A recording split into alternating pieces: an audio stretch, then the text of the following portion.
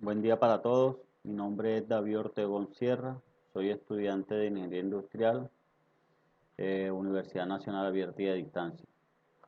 Pues en este momento les voy a explicar el concepto de sujeto histórico basados en la lectura entre la posmodernidad inquietante y la búsqueda del agonismo y del video Ciudades, Estados y Globalización. Pues compañeros, yo más que todo me voy a basar en cómo somos como personas y de por qué nuestra sociedad se forma o está como está.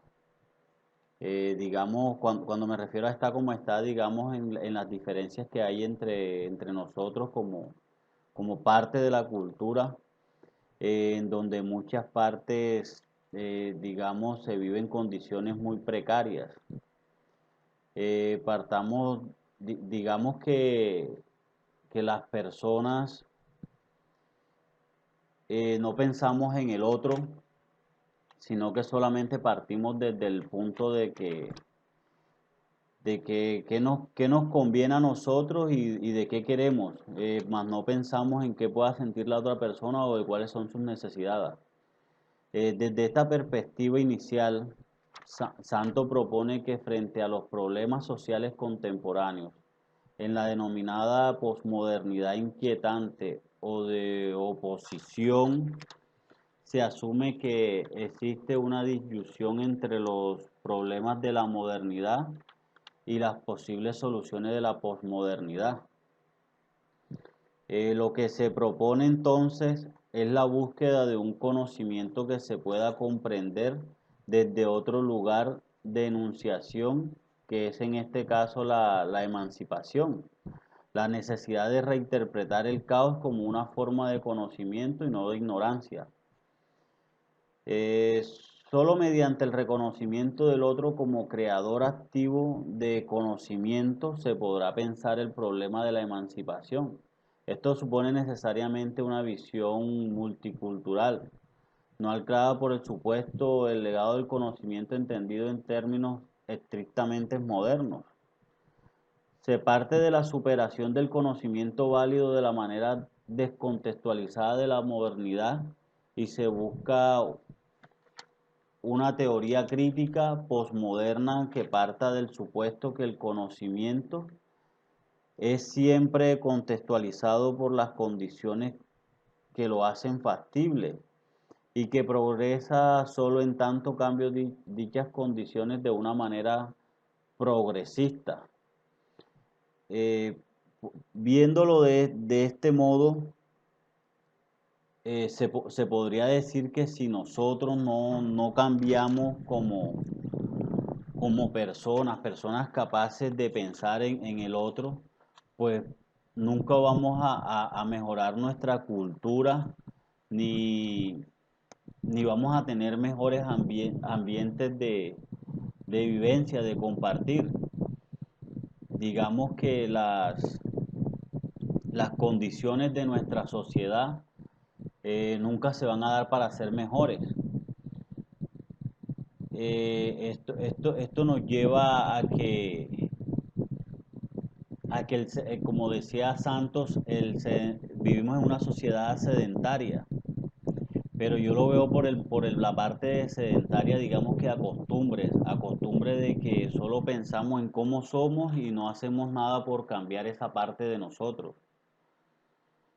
Ese sedentarismo cultural nos lleva a que como personas nunca salgamos de ese ámbito social eh, pésimo en el cual se encuentra la cultura. Digamos que él hablaba también de que somos nómadas, pero nómadas que podemos ir por el mundo o por cualquier otra parte donde nos lleve la situación, la circunstancia, pero sin cambiar nuestras costumbres.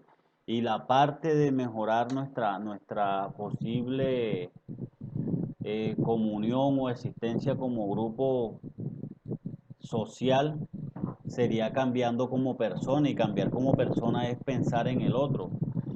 No solamente digamos, o digamos más bien,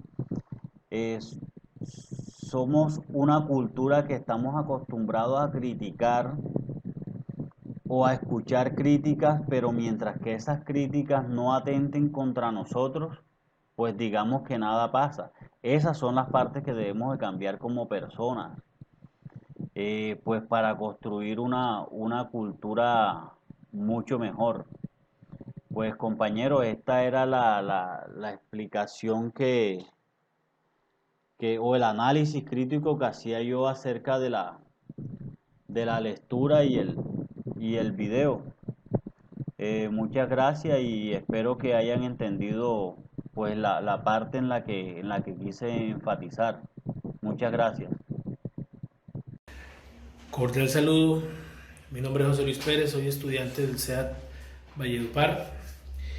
Bueno, estamos haciendo el video que se nos pide en la guía de actividades para hablar sobre el sujeto histórico y sobre el libro o sobre el escrito que es escrito por este señor Roncayo sobre el reconocimiento entre la posmodernidad y la búsqueda del agonismo. Agonismo es intereses con políticos. Bueno, a través de la historia y de los tiempos, según lo que leí en el escrito, pues no nos ha dejado, particularmente desde mi punto de vista, muy buenas, digamos, enseñanzas. Lo que fue la revolución industrial y todo lo que es la posmodernidad, me dificulta expresar esa palabra, pues porque los hechos al sol de hoy son claros y son notorios. Pienso que a través de la evolución de la humanidad y de la sociedad en sí, tanto como sociedad y como organismo político en sí, deberíamos de tener unas enseñanzas a la fecha mucho más claras, mucho más lógicas, mucho más equilibradas al momento de dirigir y de tomar decisiones y de cómo pues nos entendemos entre personas o entre sociedad o entre comunidad y cómo evolucionamos o como dice el curso, cómo se trasciende en base a eso. Hay una frase que me llamó mucho la atención que es el milenio huérfano. Cuando hablamos de huérfano y el milenio como a lo que se viene o lo que se está dando realmente, es que pues vamos tan rápido. La sociedad en su progresismo extremo, en su capitalismo, como dicen los medios salvajes, que, o sea, esto a poquito tiempo va a terminar mal, sino como sociedad o las personas en sí que tienen el poder se ciernen a tomar decisiones más centralizadas y como más humanas y más equitativas en respecto hacia el mundo en sí, como personas, como el cuidado del natural, como el cuidado de la ecología, etc. Y si vamos a la conferencia de este señor Buenaventura de Sousa, que es muy interesante, sobre las capitales y la modernidad y todo eso, que él habla ahí claritamente, nos damos cuenta de que como el capitalismo debe haber una frase que me cayó en sí sobre las zonas de conflicto, las zonas que digamos marginales son necesarias para el equilibrio de una ciudad o de una sociedad ultracapitalista, como se podría decir, en palabras mías. Él dice que los intereses políticos en este momento, cuando él lo dice, viene el video que está editado el 19 de marzo, fue montado, del 2019, pues hombre, a la fecha de hoy, con la pandemia, con lo que está sucediendo en este momento, pues la historia yo creo que va a tomar un giro No sé al momento si positivo o negativo con relación a lo que nos espera como sociedad en sí, como decisiones políticas. Estados Unidos en este momento yo me atrevo a decir que está perdiendo cierto poder, además de que ya lo estaba perdiendo con China. El año pasado, según lo que dice el señor Sousa, ya lo estaba perdiendo China porque China está tomando control casi de toda Europa, está tomando, haciendo negocios, se está metiendo también en Latinoamérica y, y, y pues estamos, como lo decía, en una otra guerra más y que lo vamos a sufrir o la estamos sufriendo los latinoamericanos. No sé si esta pandemia tenga que ver con eso, no sé. Esperemos que esta pandemia nos dé algo positivo a nosotros como sociedad. Me gustó que él dice que hay unos elementos muy importantes que van a cambiar el curso de la historia, que son la mujer, como el poder que ejercen como esos seres, por el respeto del sí, el cuerpo. Por una mujer ha habido guerra, según la historia. Los jóvenes, por su mayoría, y por su defensa, por defender la ecología y el arte. El arte. Él dice que esos tres factores van a marcar la historia en un futuro. Esperemos que sea así y bueno, me pasé unos segundos más y muchas gracias.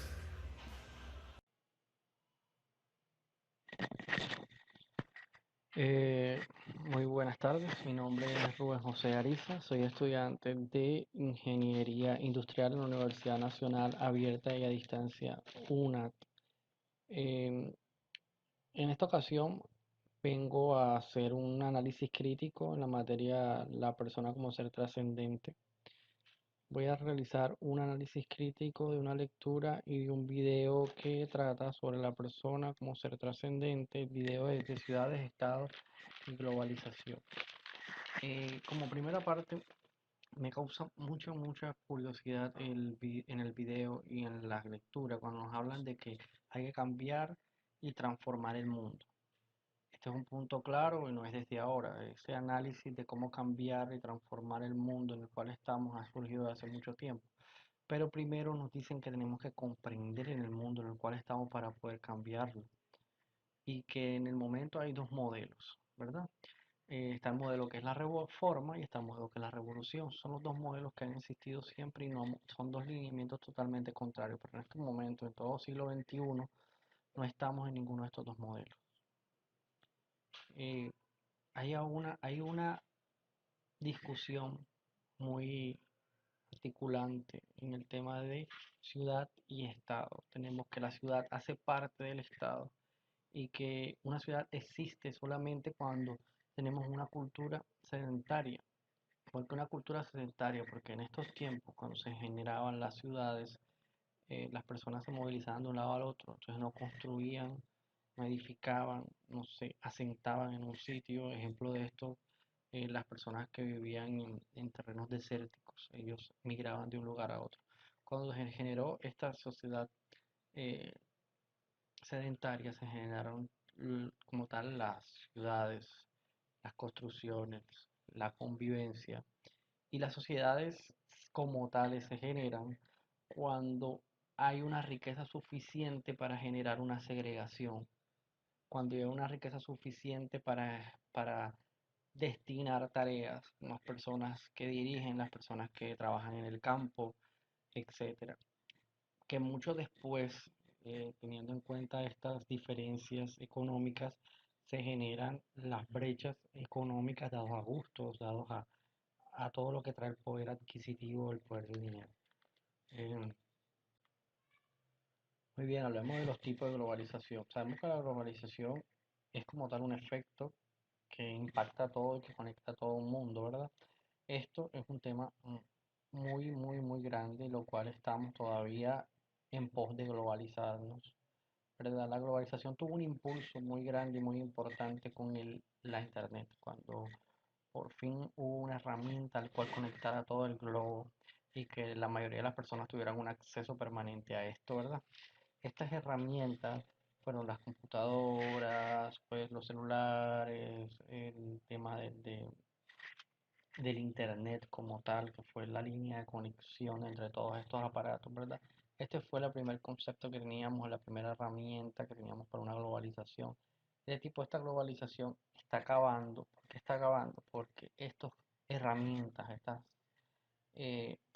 que acabo de mencionar, el costo de ellas para adquirirlos está bajando. Como está bajando, ya este negocio no será rentable y estamos apuntando a una nueva globalización del siglo XXI. La nueva globalización del siglo XXI va a ser enfocado a lo que es la robótica y la inteligencia artificial. Nos devolvemos un poco. Sabemos que el tema de la Internet fue punta de lanza Estados Unidos con el lanzamiento del Internet y la computadora de la mano de Bill Gates y de todas las personas que impulsaron esto, ¿verdad? Ahora, el tema de la robótica y la inteligencia artificial va a tener un cambio totalmente diferente, dado que la punta de lanza en este momento la tienen los asiáticos, la tienen los chinos.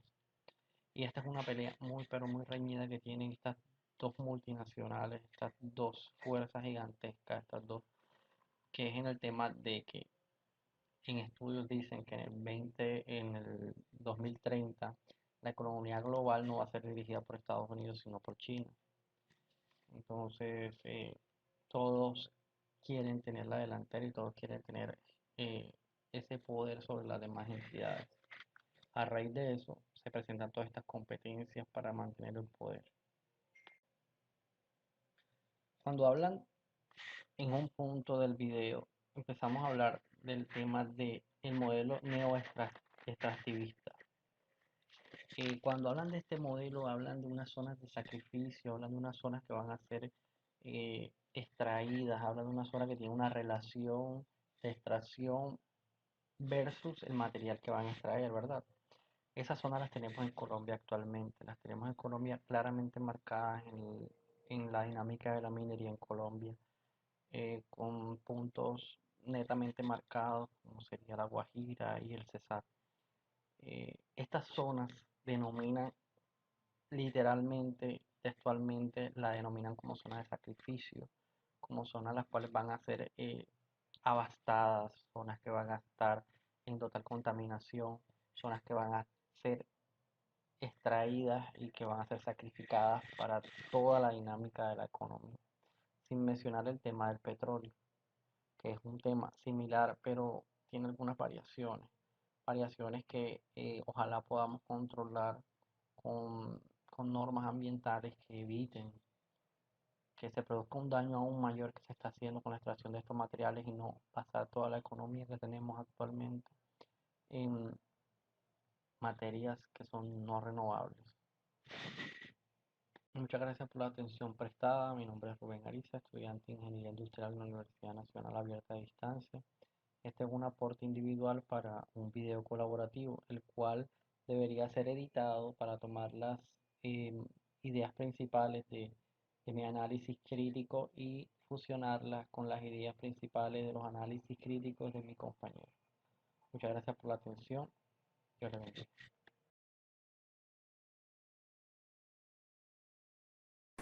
Buenas, mi nombre es Jorge Hernández Castro, pertenezco al programa de Ingeniería de la Universidad Nacional a Distancia. A continuación les hablaré sobre un análisis crítico de un video y un artículo de la materia Ser Persona Trascendente. En estos artículos nos habla que anteriormente vivíamos en el siglo XX con dos modelos de transformación. Vivíamos con el modelo de transformación reformado y el modelo de transformación revolucionario. Actualmente no contamos con ninguno de estos modelos. Seguimos con lo mismo, políticos que nos han heredado, y por eso nunca va a haber transformación. Siempre vamos a estar en el estado como estamos.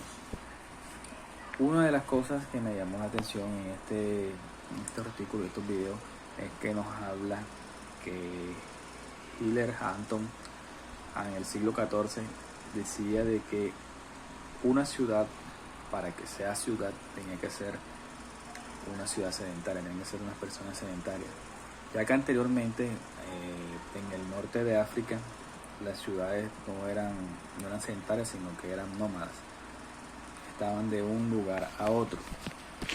Se veía eso gracias a las esclavitudes Y actualmente vivimos en ciudades que son sedentarias, pero a su vez son ciudades que tienen mucho nomadismo, ya que son obligados a ser desplazados por, sea violencia, sea el Estado que no deja que la gente progrese.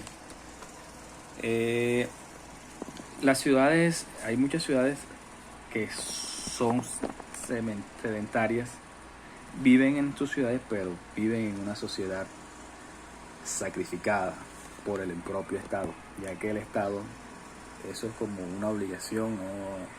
No me gustó lo que dijo el conferencista, pero no nos gusta, pero hay que ser sincero, y es así. Hay muchas ciudades las cuales nos obligan a vivir en una ciudad donde hay mucha contaminación, donde hay mucha violencia, no cuentan con luz, con servicios, y dicen ser ciudades, pero no parece que no fueran ciudades, parece que fueran algo poco urbano. Nos habla sobre las riquezas que tienen las ciudades, sobre la rivalidad que hay entre China y Estados Unidos, ya que Estados Unidos actualmente quiere quedarse con todas las riquezas, es uno de los mayores potentes, pero nos hablan de que en el año 2030, China será la primera que tiene mayores riquezas en el mundo, ya que con la implementación de la robótica, de la inteligencia artificial, lleva la bandera en ese sentido. Nos habla sobre Estados Unidos, que es un país capitalista, que ellos, así pierdan las batallas, siempre terminan ganando. El caso de Irán. En Irán hubo guerra, perdieron su guerra, pero las grandes multinacionales siguieron con las mismas riquezas de Irán. A su vez están haciendo lo mismo con Venezuela. Ahí nos trasladamos hacia Venezuela, sobre la Guerra Fría.